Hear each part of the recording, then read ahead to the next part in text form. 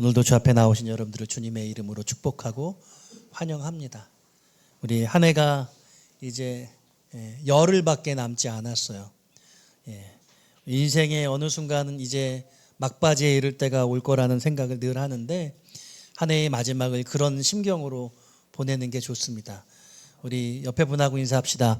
마무리가 더 중요합니다. 우리 2025년 남은 열을 잘 보내시기를 바라고, 우리 한 해 동안에 좋은 일들이 있으면 기억하고 또 인사하고, 또 여러분들 마음속에 서운하거나 풀지 못한 것 있으면 남은 기간 중에 다 정리하고 이렇게 여러분 하나님 앞에 새로운 한 해 시작할 수 있었으면 참 좋겠습니다. 오늘은 여러분과 함께 우리 예배 시리즈 5번째 시간, 오늘 말씀 제목 찬송, 옥중 찬송을 아십니까? 옥중 찬송에 대한 하나님의 말씀을 함께 살피려고 합니다.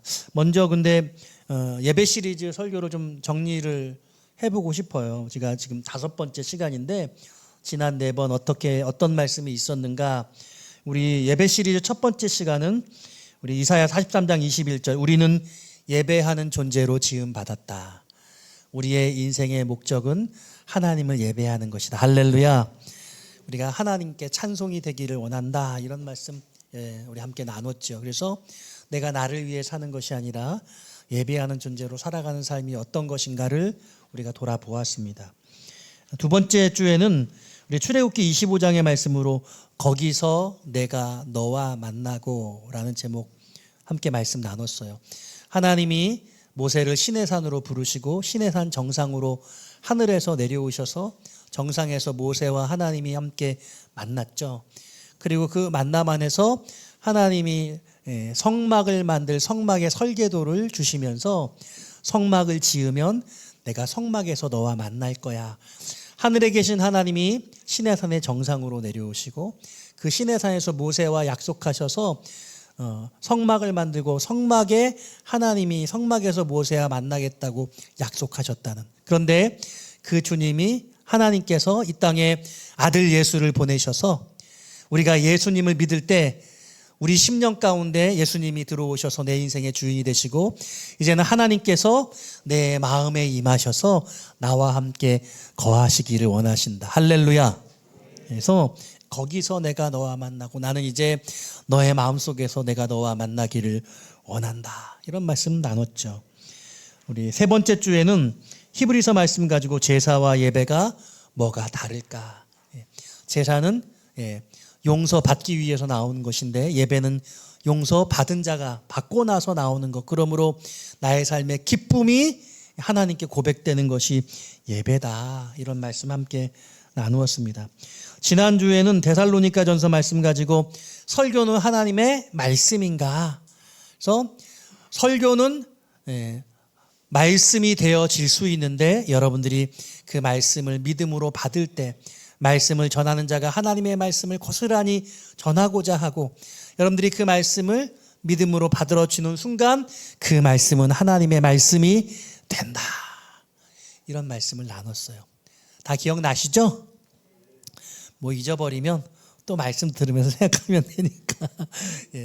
오늘은 원래 여러분 그 기도, 회중기도와 개인기도에 대해서 함께 말씀을, 공동체 기도와 개인기도에 대한 말씀을 준비했는데 고민하다가 성탄을 앞두고 찬양에 대한, 찬송에 대한 말씀을 나누는 게 더 좋겠다 해서 공동체 기도와 개인기도는 다음 주로 미루고 말씀을 준비하다 보니까 이 예배에 관한 설교가 좀 더 필요한 것 같아요. 내년에 한 달 정도 나머지 4번에 걸쳐서 더 말씀을 1월 달 한다는 건 아니에요. 계획을 세워서 하려고 합니다.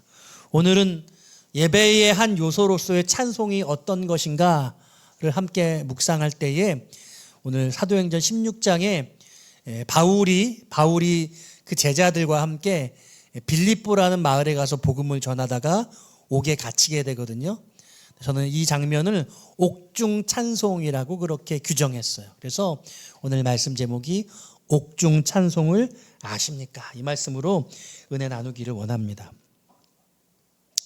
한국인은 참 노래를 좋아합니다. 한국인은 왜 이리도 노래방을 또 사랑하는 걸까요? 대한민국에서 노래방은 단순히 오락 공간이 아닙니다. 노래방은 감정이 정리되는 장소이고 관계가 풀리는 공간이 되기도 하고 한국인의 집단적 성향이 가장 솔직하게 드러나는 문화적 공간이 노래방입니다. 여러분, 노래방 언제 다녀오셨어요? 한국인은 노래를 좋아합니다. 노래를 좋아하되 듣기보다 부르기를 더 좋아하죠. 해외 뮤지션들이 종종 내한 구경을 하면서 가히 비할 수 없는 떼창의 힘을 경험하게 된다고 해요. 한국 사람이 이게 따라 부르는 거 엄청 잘하거든요. 일본에 가면 그렇지 않다는 거예요. 그래서 대한민국에 힘을 제공한 것이 뭐니 해도 이 노래방이 아닐까 그런 생각을 합니다. 대한민국에서 노래방은 선택이 아니라 절차에 가깝다 생각합니다.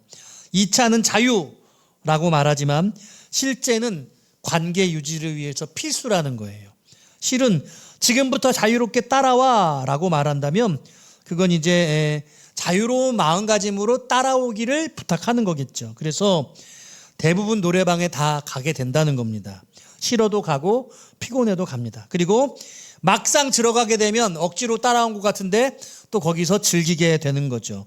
놀라운 한국인의 적응력. 그런데 노래방에서는 모두가 가수가 됩니다.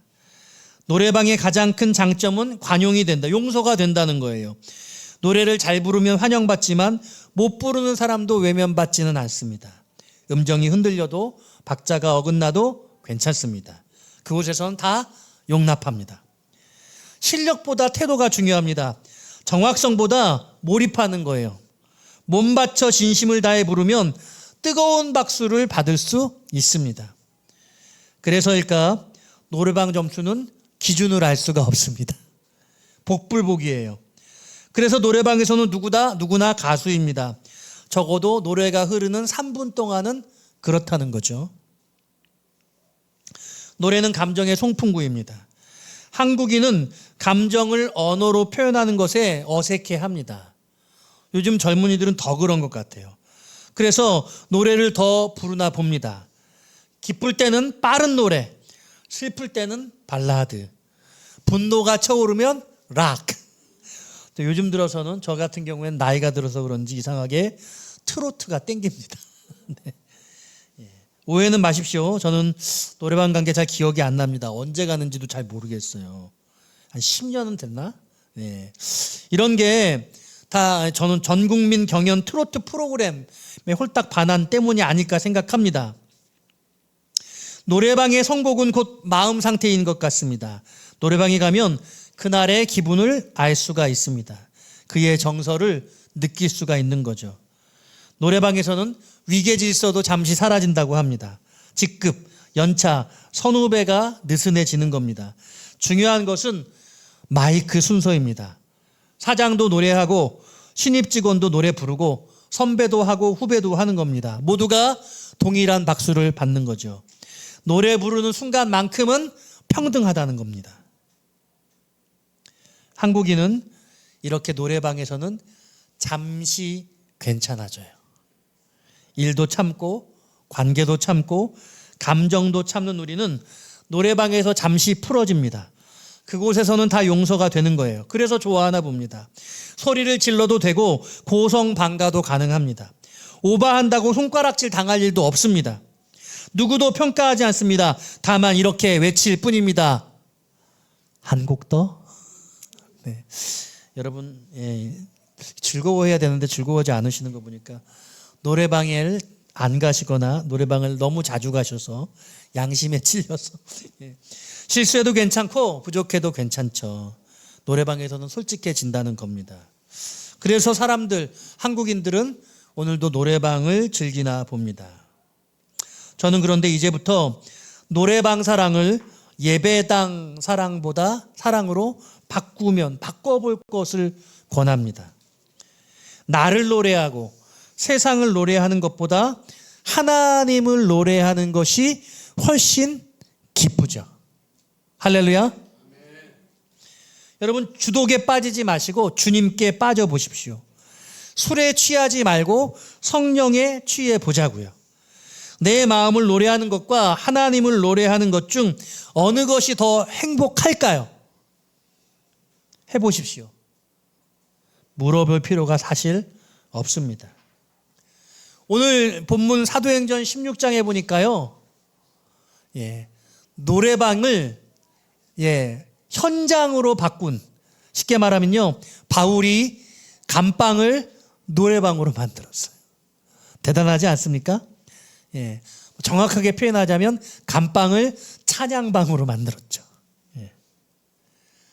여러분, 여러분들의 삶의 공간에 여러분 찬양이, 노래가 있습니까?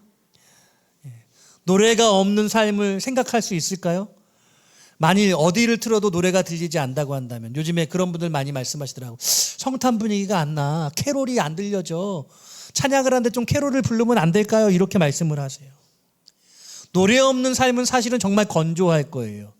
사람들은요, 늘 노래를 부르고, 일하면서도 노래를 부르고, 쉴 때도 노래를 부르는 거죠. 예수를 믿으면 좋아하는 찬송이 생겨야 해요. 여러분 예수 믿으면서 내가 좋아하는 찬송 있으세요? 흥얼거리는 노래 있으십니까? 무슨 노래 좋아하냐고 물어보면 딱 대답할 노래가 있나요? 나도 모르게 좀 흥얼흥얼거리는 그런 노랫가락이 있으세요? 저는 집무실에 있다 보니까 자꾸 모르게 나도 모르게 트로트를 흥얼거리게 돼요. 옆에 데이케어 센터에서 오전마다 여러분 트로트를 들려드리거든요. 그러니까 저도 모르게 찬송이 아니라 트로트를 막 하고 있더라고요. 정신아, 이게 아닌지 막 이러면서. 네?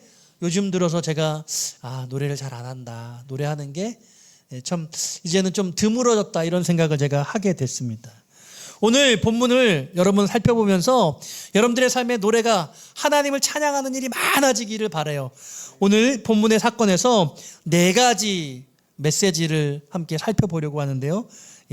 바울과 실라의 모습 속에 우리가 무엇을 배울 수 있는가? 첫 번째로, 바울과 실라는 매를 맞고도 찬송했다는 겁니다. 자, 오늘 본문의 말씀 같이 한번 읽어보기 원합니다. 여러분, 오늘 본문의 말씀 22절, 23절 같이 한번 읽어볼까요? 22절, 23절입니다. 시작.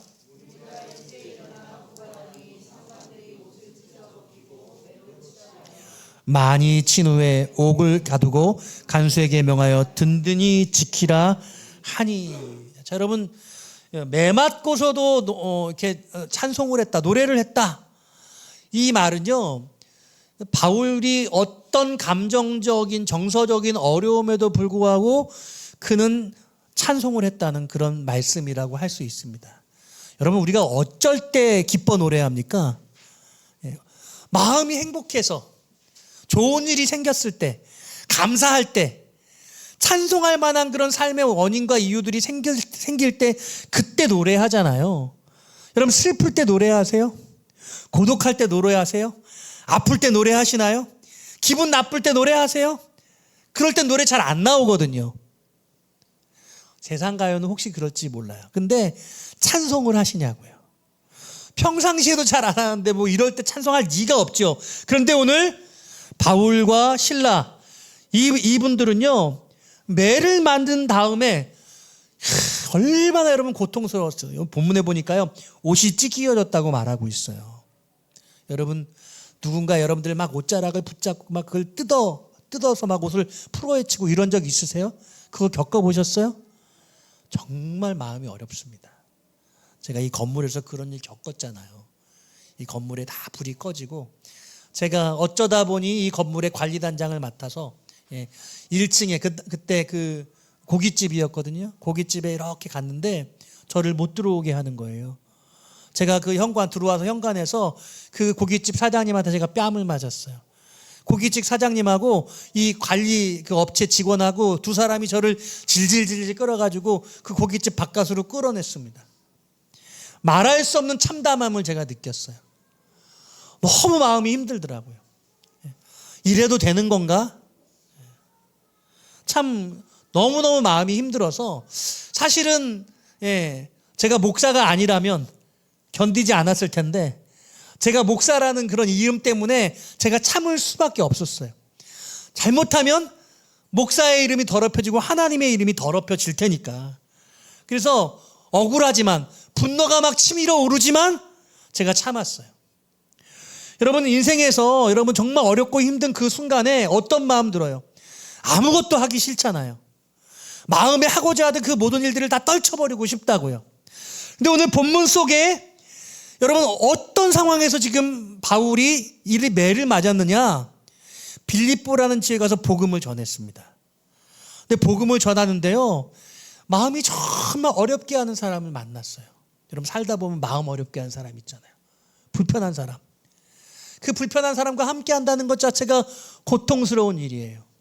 제가 엊그저께 그 새롭게 하셔서 간증을 들었는데, 사모님이 시어머님을 모시면서 그 어려웠던 그런 마음의 고통들을 얘기를 하는데, 그 시어머니가 예수를 안 믿고 그 조상들에게 그 유교 집안이니까 그 제사 지내고 이랬던 분이 이제 아들이 목사가 돼가지고 사모 며느리의 아기를 봐주기 위해서 미국에 왔다가 어려운 일을 겪는 그 어려운 마음의 고통을 이야기했는데 저도 참 많이 눈물을 흘렸어요. 여러분 그런 상황 되면요 아무것도 하기 싫은 거예요. 찬송이 뭐예요? 마음의 악과 독이 막 남겠죠. 여러분 지금 바울이 복음을 전하러 왔는데 어떤 한 여자아이가 이 사람은 크신 하나님의 종으로 이제와 여러분들에게 복음을 전하기 위해서 이 자리에 왔다고 막 칭송을 하는 거예요. 근데도 바울의 마음이 불편했어요. 그런 일이 반복되자 바울이 그 여자아이에게 안에 있는 귀신을 내어 쫓았어요. 나사렛 예수의 이름으로 떠나가라. 그리고 그 일로 말미암아 고발을 당하게 된 거예요. 그래서 옥에 갇히게 됩니다. 주인들이 이 여자종 아이가 귀신 들린 것으로 말미암아 사람들이 점을 치러 왔거든요. 많은 돈을 벌 수 있었어요. 그러다 보니 이제는 돈을 벌 수 없게 되니까 이 사람들을 고소해서 옥에 갇히면서 많은 고문을 받게 된 거죠. 핏두성이 채로 옷이 다 찢겨져서 많은 구타를 당하고 제정신이 아니었을 거예요. 그런데 오늘 이렇게 매를 맞은 가운데 찬송하는 모습을 보여주고 있다는 거예요. 여러분 이것을 우리식으로 여러분식으로 해석해 볼까요? 매 맞고서 찬송했다는 뜻이 뭡니까? 대학교 떨어지고 찬송했다는 거예요. 회사 취업시험 떨어지고 낙심한 가운데 찬송했다는 겁니다. 연애하다가 이별하고 찬송했다는 거예요. 사업하다가 사업 다 말아먹고 망해서 찬송했다는 겁니다. 내 삶에 많은 고통과 아픔이 있는데 내 삶에 그와 같은 고통과 아픔 속에서 하나님을 찬송했다. 할렐루야. 여러분 아멘 고백하기 어렵잖아요. 찬송하고 싶지 않아요. 그런데 오늘 바울과 실라는 그 가운데 찬송하는 모습을 보여주고 있어요. 정서적인 어려움을 극복하는 찬송의 고백이 있는 겁니다. 두 번째로 오늘 본문의 사건에서 바울과 실라는요, 따라할까요? 한밤중에 찬송했습니다. 한밤중에 찬송했어요. 25절 말씀 같이 읽어볼까요? 한밤중에 바울과 실라가 기도하고 하나님을 찬송합니다. 거기까지. 한밤중에 하나님을 찬송했다 이렇게 말하고 있어요. 여러분 한밤중에 노래 불러본 적 있으세요? 여러분 지금 이곳이 어디예요? 감옥이에요. 감옥에서 지금 찬송했다는 거예요. 그러니까 찬송하기에 적당하지 않은 상황이에요.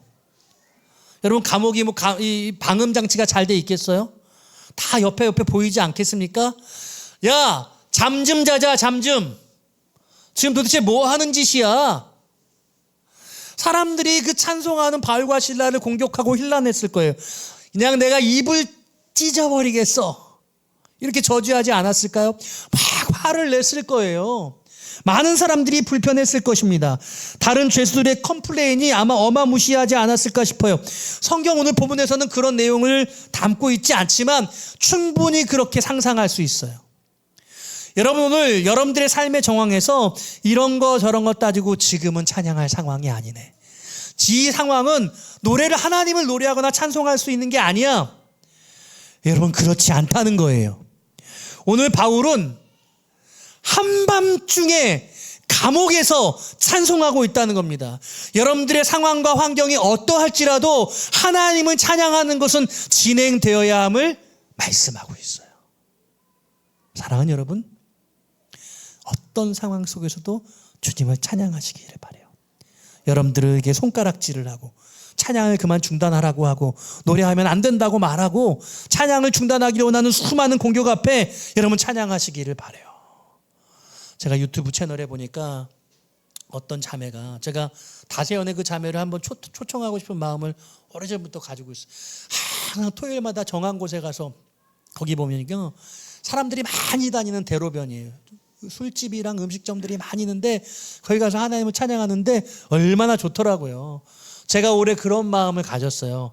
올해 우리 크리스마스 이브에 교회 앞에 나가서 좀 찬양을 하면 어떨까? 예배 마치고 여러분들 좀 마음을 맞춰보세요. 원하면 같이 하면 좋겠어요. 같이 나가서 오실 예수님을 이렇게 오신 예수님을 찬양하는 그런 찬양을 했으면 좋겠어요. 야, 그것도 노래야? 시끄럽다. 여기 사람들 다니는 거 안 보여? 지금 미친 거 아니야? 제정신이야? 왜 이렇게 예수 믿는 사람들은 왜 이렇게 예의가 없어? 여러분, 감옥이 어떤 곳인지 아세요? 감옥은 우리가 상상하지 못하는 곳이에요. 제가 제가 직접 경험한 건 아니니까 다 얻어서 들은 거겠죠. 여러분, 사람들이 죄를 지면은요, 그 감옥의 어느 방에 가냐면 동종업계의 죄수들을 한 방에 같이 모아 놓은대요. 예를 들면 사기를 치면 사기를 친 사람들끼리 모아 놓는 거예요. 그러면 처음에 감방에 딱 들어가면요, 너는 무슨 죄를 짓고 여기 왔냐? 저 사기치다 왔습니다. 저 사기 전과 1범입니다. 그래? 나는 전과 10범이야. 그 방 안에 있는 사람 다 사기꾼들이야.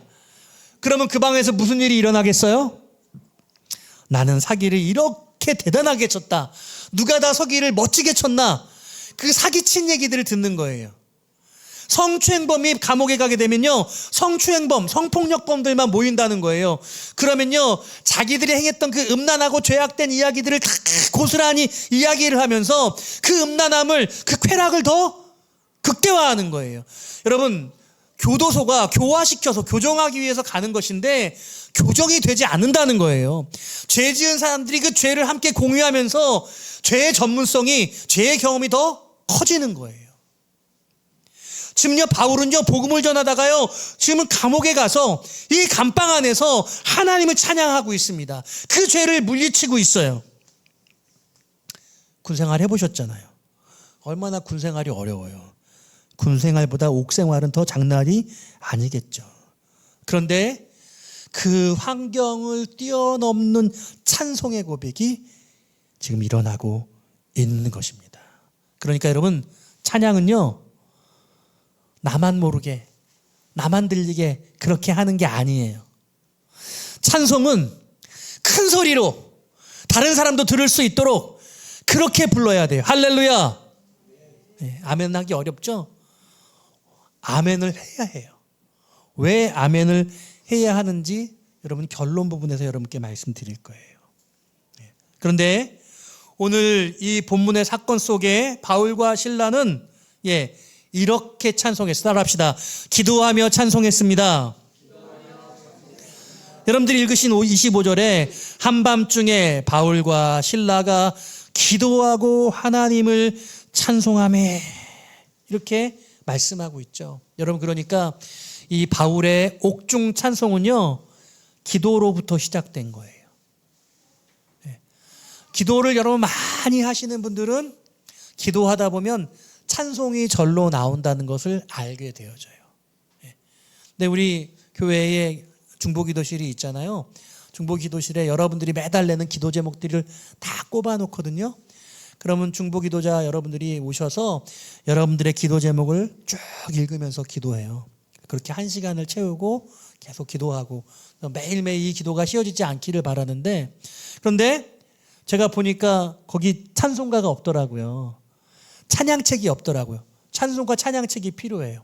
찬양을 틀어놓기도 해야 돼요. 그래서 찬양 들으면서 함께 기도하면 더 힘이 나거든요. 기도하다가 나도 모르게 찬송가가 생각나요. 그 기도의 기도 소리에 찬송의 곡조가 같이 붙어서 찬송하게 되는 거예요. 반대로가 될 수도 있어요. 반대로 내가 찬송하다가 또 깊은 기도를 경험하기도 해요. 여러분, 찬송과 기도는 본질적으로 좀 다른 차이가 있어요. 기도는 뭐예요? 하나님과 나와 교통, 커뮤니케이션, 교제하는 거예요. 하나님과 내가 만나는 거예요. 그러니까 내 이야기를 하기도 하고 하나님의 말씀을 듣기도 해요. 내 기도는 본질적으로 하나님의 교통과 말씀을 통해서 내 뜻과 하나님의 뜻이 함께 맞춰져 가는 과정이라고 할 수 있어요. 하나님, 나 너무 속상해요. 나 마음이 너무 힘들어요. 나 저 사람 너무너무 미워요. 이런 게 기도예요. 나 공부하는 거 너무 힘들어요. 나 직장 준비하는 것, 나 취업 준비하는 거 너무 마음이 힘들어요. 나 회사 사업하는 거, 나 지금 가정을 꾸려나가는 거 너무 힘들어요. 나 자녀들 양육하는 거 정말 힘들어서 못 견디겠어요. 여러분, 시편에 보면요, 다윗이 얼마나 도망자 생활이 어려웠는지, 다윗을 어렵게 하는 사람들에 대해서 하나님께 다윗이 하소연하는 내용들이 가득 차 있어요. 저주를 하기도 하고 온갖 욕설을 막 고백하기도. 하나님께는 그런 게 가능해요. 그런데 찬양은 그게 아니에요. 찬양은 뭐예요? 하나님을 높여드리는 거예요. 하나님을 기뻐하는 거예요. 하나님을 노래하며 기뻐하고 하나님을 영광스럽게 하는 게 찬양이거든요. 여러분, 사랑하는 여러분, 우리가 예배할 때에 이 찬양한다고 하면서 찬양하는 게 아니라 내 마음을 달래고 있는 때가 혹은 너무 많은 것 같아요. 찬양을 인도하시는 분들, 찬양을 부르는 분들 잘 생각해. 이게 지금 하나님을 노래하고 하나님을 기뻐하는 것인가? 아니면 나조차고 나한테 부르는 거예요. 여러분, 세상 노래와 찬양은 뭐가 달라요? 대상이 다른 거예요. 세상을 노래하고 내 마음을 위로하는 게 세상 노래라고 한다면, 찬양은 하나님을 기뻐하고 하나님께 감사하고 하나님께 영광을 돌려드리고 나의 믿음을 고백하고, 이런 게 찬양이에요. 할렐루야. 그러니까 기도는요, 때로는 내 어려운 이야기를 고백할 수도 있지만 나의 상황들을 하나님 앞에 처절하게 다 고백하는 게 기도라고 하지만, 찬양은 하나님을 노래하는 거거든요. 그러니까 내 삶의 어려운 문제들을 주님 앞에 토로하다가 어느 순간 내 마음이 바뀌어서 내가 내 고백이, 내 처연한 내 삶의 상황을 토로하는 내 자신이 하나님을 노래하는 것으로 바뀌게 되는 거예요. 오늘 이 빌립보에서의 찬양은 그런 겁니다. 내가 어쩌자고 복음 전하다가 여기까지 와서 이렇게 고통을 당하나, 하나님 앞에 기도하다가 갑자기 그 기도가 하나님을 찬송하는 찬양으로 바뀌어드린 거예요. 할렐루야. 여러분, 이 경험하게 되시기를 주의 이름으로 축원합니다. 울적해서 노래를 시작했는데, 내가 노래를 할 게 아니지, 내가 찬송을 해야지. 내가 예배 때 불렀던 그 마음, 그 찬양 뭐지? 유튜브 찾아보고 악보 찾아봐서 그 노래 들으면서 그 노래 따라 부르는 거예요. 여러분, 그럴 때 그 가운데, 내 목소리 가운데, 내 가운데 하나님이 임재를 경험하면서 하나님이 기뻐하시고 하나님이 주는 위로와 하나님의 은혜를 누리게 되는 거죠. 그게 바로 오늘 이 사도행전 16장에 이 바울과 이 신라의 찬양에서 나타나고 있는 것이죠. 여러분, 이 경험을 하게 되시기를 주의 이름으로 축원드립니다. 찬송하다 보면 마음이 움직이는 거예요. 힘이 생기고 감정이 올라오는 겁니다. 여러분, 그래서 저는 여러분들께 이 찬송하는 것 열심히 하시라고 부탁을 드리고 싶어요. 마지막 네 번째로, 바울은 오늘 말씀의 제목에도 이야기하고 있는데, 따라합시다. 옥중에서 찬송했습니다. 제가 굳이 제목에 넣었는데 이것을 한 개의 대지로 더 넣은 것은, 옥중에서 찬송한다는 게 어떤 거예요? 옥중에서 찬송한다면 어느 곳에서든지 찬송할 수 있다는 그런 뜻이에요. 옥중에서만 우리가 찬양할 수 있다면, 다시 말하면 제가 이렇게 여러분께 물을게요. 여러분, 어디서 주로 찬송하세요? 저는 똥 싸면서 찬송 많이 해요. 화장실에서. 여러분, 화장실에서 뭐 하세요? 저도 자주 그러는데 휴대폰 많이 보잖아요. 휴대폰. 여러분들 화장실에서 노래 불러보세요. 공명이 좋아요. 노래가 잘 울려가지고 내가 노래 되게 잘하는 것 같아. 노래방에서 노래하는 것 같아. 예. 사랑하는 여러분, 오늘 집에 가셔서 화장실에 앉으셔서 여러분 좋아하시는 찬송 하나 불러보세요. 여러분 기분 꽤 괜찮습니다. 여러분 화장실에서 휴대폰 하지 마시고 화장실에서 주님 찬양하시기를 축복합니다. 저는 찬송하기에 제일 좋은 공간이 이곳이에요. 저는 이곳에서 찬양하는 걸 정말 좋아해요. 어딜 것 같아요? 맞아요. 차 안에서. 저 혼자 차를 타고 출퇴근을 할 때, 저 혼자 있을 때 유튜브 켜놓고 따라가 확 불러요. 누가 듣지도 않으니까 큰 소리로 불러요. 제가 예배 인도할 때는 앞에 모니터도 있고 그러니까 좀 멋져 보이려고 이렇게 좀 폼도 일부러 내고 그러는데 폼 같은 거 낼 필요 없거든요. 아무도 안 듣거든요. 물론 하나님은 들으시죠. 그러니까 막 큰 소리로 고래고래 하나님을 찬양해요. 내가 마치 세계적인 솔리스트가 된 것처럼 그렇게 찬양을 합니다. 아침에 출근할 때, 아무도 보지 않을 때, 여러분 차 안에서 큰 소리로 노래할 때 얼마나 그게 좋습니까? 여러분 그거 경험하게 되시기를 바라요. 여러분 교회가 얼마나 좋아요.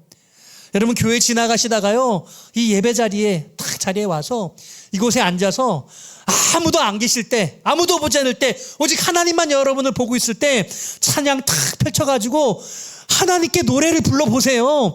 하나님께 경배해보세요. 18번 찬양이 생겨야 돼요. 어디서나 노래를 부르는 그런 습관이 여러분들 생기시기를 바라요. 저 대학 다닐 때 얼마나 찬양을 좋아했는지 찬양 참 많이 불렀어요. 내 영혼이 은총 입어 중한 죄짐 벗고보니 누가 근데 지나와 그러면 안 부른 척 다 들었는데 뭐 싹 지나가면 슬픔 많은 이 세상도 천국으로 하도다 할렐루야 찬양하세. 찬양하는 거예요. 여러분 얼마나 그게 기쁜지 몰라요. 아무도 듣지 않아도 나는 알아요. 하나님은 아십니다. 찬양하는 그곳에서 하나님이 높임과 영광을 받으시는 거죠. 바울은 옥중에서 찬송했다면 여러분들은 어디서 찬송하세요? 여러분들이 찬송하는 공간이 많아지기를 바라요. 여러분들의 일터, 여러분들의 가장 사적인 공간, 또 여러분들 아무도 보지 않는 그 시간에 때로는 좀 지나가는 사람이 있을 때 찬송하면서 저 사람 예수 믿는 사람인가 보네. 야, 어떻게 저렇게 찬송을 부를까? 어떤 사람은 이상한 시선을 보내기도 하고 어떤 사람은 눈빛으로 아, 저 사람도 예수 믿는 사람이구나 웃으면서 화답하는 것도 느껴보고 여러분들의 삶의 모든 공간이 하나님을 노래하는 그런 공간이 되게 하시기를 주님의 이름으로 축원합니다. 여러분 이게 너무나 중요해요. 말씀의 결론이에요. 여러분들이 찬송할 때 바로 그곳이 예배의 처소가 됩니다.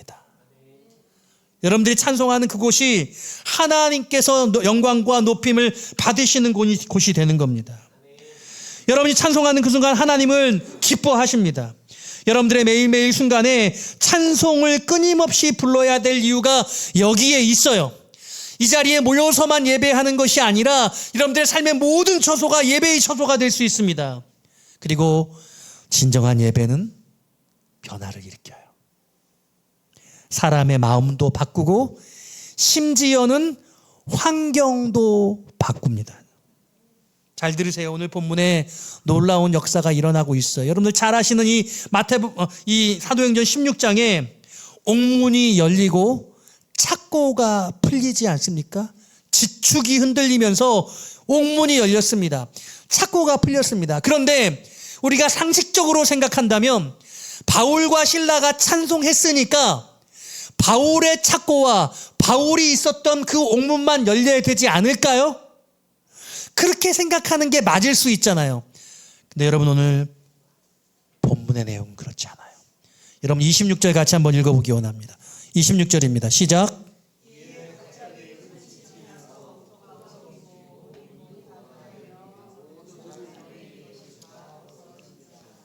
뭐라고요?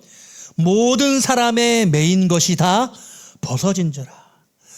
모든 그 찬송을 들었던 사람들, 그 모두의 감옥이 문이 열리고 그 사람들이 매였던 그 착고가 다 풀어졌다고 우리가 크게 노래해야 하는 겁니다. 크게 찬송하세요. 그 찬송을 들은 사람의 삶이 달라질 수 있습니다. 그 환경이 바뀌어질 수 있다고 성경은 말씀하고 있는 거예요. 오늘 본문은 모든 사람이라고, 그 바울과 실라의 찬송을 들은 모든 감옥의 옥문이 열려졌고 모든 사람의 착고가 다 풀려졌다고 말하는 거죠. 그러니까 여러분, 작은 소리로 노래하지 마세요. 문제가 있는 사람을 보면 그 문제를 향하여서 찬송하시기를 바랍니다. 귀신이 떠나가는 역사가 나타나는 겁니다. 문제가 해결될 수 있는 거예요. 하나님, 저 사람의 문제를 해결해 주실 하나님을 찬양합니다. 내 마음의 심령이 하나님을 기뻐하며 찬양했더니 놀랍게 하나님은 그 상황과 환경을 변화시켜 주시더라. 그 사람의 입장에서 얘기해 볼게요. 내가 부른 게 아니에요. 바울이 불렀습니다. 실라가 불렀습니다. 한밤중에 잠도 못 자게 잠을 깨우고 난리야. 정말 그냥 가만두지 않아야 돼. 어떻게 저도 좀 중단하게 하지? 그렇게 생각했을 거예요.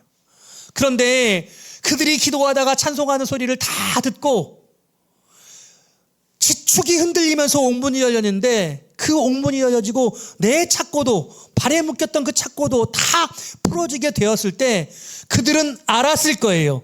왜 이런 일이 일어났지? 저들이 기도하고 저들이 찬송하니 옥문이 열리고 착고가 풀렸구나. 저들의 찬송 때문에, 저들의 기도 때문에, 저들의 하나님 때문에 이와 같은 역사가 일어났구나. 할렐루야. 찬송의 능력이 여기에 있는 겁니다. 아니, 보다 정확하게 말하자면 찬송의 능력이 있는 것이 아니라 찬송을 받으신 주님이 능력을 드러내신 것이죠. 한국인은 노래방을 사랑합니다. 그런데 한국인 크리스찬은 찬송을 더 사랑하기를 원해요. 그냥 노래가 아니라 하나님을 노래하는 것을 사랑하시면 좋겠습니다. 그래서 교회에 와서만 찬양하는 것이 아니라 여러분 삶의 공간에서 여러분들 늘 하나님을 찬양하는 인생이 되어지면 좋겠습니다. 제가 바람이 있어요. 우리 산위의 교회가 빨리 성가대가 세워졌으면 좋겠습니다. 우리 싱어 김자영 권사님 한 분밖에 없는데 좀 여러분 자원 좀 하세요. 나 노래 못하는데, 여러분 노래 못하는 사람 받아줄 수 있을 때 여러분 신청하시길 바랍니다. 우리 교회가 조금만 더 동작해서 노래 잘하시는 분이 많아지면 절대로 안 시킵니다. 예, 그동안 여러분 수고하셨습니다. 그렇게 할 때가 올지도 몰라요. 예, 여러분 하나님을 찬양하는 것을 여러분 기뻐하세요. 놀라운 사실은 하나님은 노래를 잘 부르시는 사람의 그 찬양만 기뻐하신다는 게 아니라, 여러분들이 목소리가 형편없고 여러분들이 정말 음치고 말도 안 되는 것 같은 노래를 불러도 하나님은 기뻐하신다는 거예요. 얼마나 좋아. 하나님은 내 목소리를 가장 기쁘게 들으실 수 있는 그 분이니 얼마나 감사해. 여러분들이 노래하면 그 현장은 예배의 장소가 되고, 그 찬송을 하나님이 기뻐하시면 하나님이 하나님의 영광과 능력을 드러내셔서 그 삶의 공간을 완전히 하나님의 역사하심으로 바꾸실 수 있다고 오늘 본문은 말씀하고 있죠. 여러분 힘든 문제가 있으세요? 찬송할 이유가 여기에 있는 겁니다. 답답하세요? 찬송하시기를 바라요. 기도하다가 찬송하다가 기도하다가 어느 순간 그 찬송을 통해 하나님이 일하시기를 소원합니다. 어느 순간 그 찬송을 하나님이 받으셔서 여러분들이 찬송하셨던 그 삶의 모든 공간 속에 여러분들의 그 고질적인 해결되지 않던 그 문제가 해결되어지는 역사가 나타나게 되시기를 주님의 이름으로 축원드립니다.